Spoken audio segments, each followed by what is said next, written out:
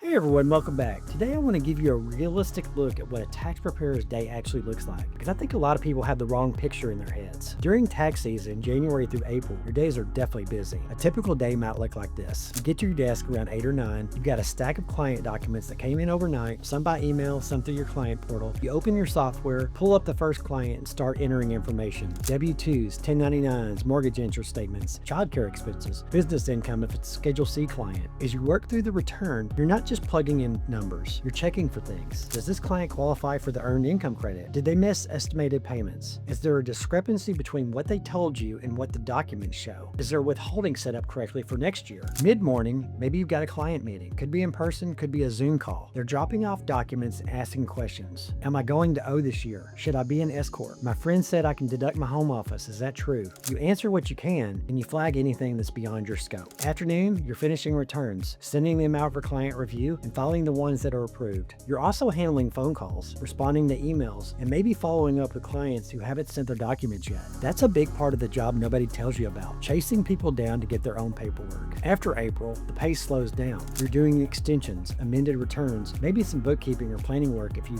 offer those services. Some preparers take the summer off. Others use it to market, take continuing education, and prepare for the next tax season. It's a real business, it's real work, and it's work you can do from home or on your own schedule with clients you choose. If this sounds like something you want to build, head to newspring.com. And as a quick reminder, everything on this channel is educational and is provided through Newspring for informational purposes only. If you have a specific legal or tax question, talk to a qualified professional about your situation. Thanks for watching, and I'll see you in the next one.